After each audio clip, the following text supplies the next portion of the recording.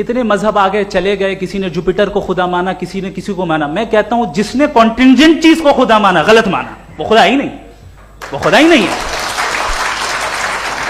ہم تو necessary being کو ثابت کرنے بیٹھے ہیں, وہ نیسیسری کاز جو ایٹرنل ہے, جو ابدی بھی ہے اور ازلی بھی ہے. ہم کسی اور کو ثابت کرنے نہیں بیٹھے. دوسری چیز انہوں نے کہا کہ فیتھ اینڈ بلیف, یہ ایک ایسی ڈیفینیشن ہے فیتھ کی جو انہوں نے پہلی مرتبہ پیش کی ہے, یا معاف کیجئے گا انہوں نے پہلی مرتبہ پیش نہیں کی ہے, رچرڈ ڈاکنز نے پہلی مرتبہ پیش کی ہے. مجھے معلوم ہے یہ سورس کہاں سے ہے.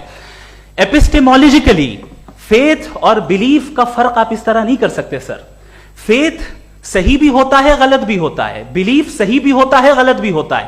جو لاجک, ریزن اور ایویڈنس سے بیکڈ ہوگا وہ فیتھ صحیح ہوگا. اور آپ جس فیتھ کی بات کر رہے ہیں کہ ان لاجیکل ہے اور اس کے پیچھے نہیں ہے, تو we are on the same page. ہم نہیں مانتے اس فیتھ کو.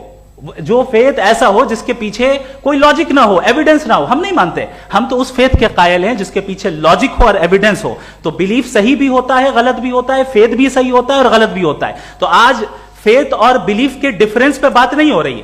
آج آپ چاہے فیتھ ایکسپٹ کر لیں یا بلیف ایکسپٹ کر لیں, آج یہ بات ہوگی کہ ٹروتھ کیا ہے, چاہے ٹرو بلیف صحیح ہے یا ٹرو فیتھ صحیح ہے, اور فالس فیتھ کیا ہے اور فالس بلیف کیا ہے, بات اس پہ ہو رہی. دوسری چیز انہوں نے پوچھا اسٹوپیڈیٹی پھر کیا ہے. اگر فیتھ ریلیجن اسٹوپیڈیٹی نہیں ہے تو اور کیا ہے؟ چونکہ فیتھ کا مطالبہ کرتے ہیں تو اسٹوپیڈیٹی کیا ہے؟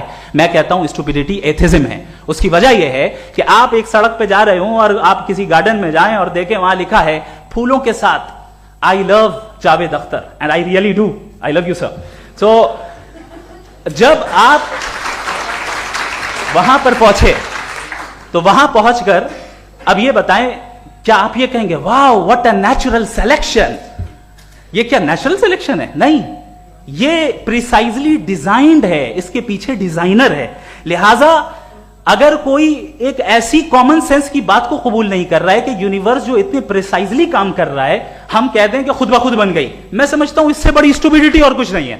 یہ ریشنل چیز ہے. پھر ہمارے سر نے کہا کہ آپ نے بال پہ فوکس کیا, آئی لینڈ پہ فوکس نہیں کیا. ارے آئی لینڈ کو کس نے بنایا یہی سمجھانے کے لیے تو بال کی مثال دے رہا ہوں.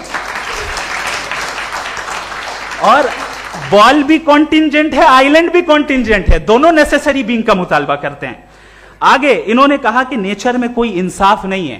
ہم ڈیسائیڈ کرتے ہیں کہ موریلٹی کیا ہوتی ہے, انصاف کیا ہوتا ہے. ہم ڈیسائیڈ کرتے ہیں, جیسے ڈرائیونگ سیٹ میں ٹریفک والا, یہ تو کسی خدا نے نہیں کہا, یہ ہے, اسے کہتے ہیں فالس ایکویویلنس. یہ ایک لاجیکل فیلیسی ہے. آپ نے جو ہے مثال دی ڈرائیونگ کی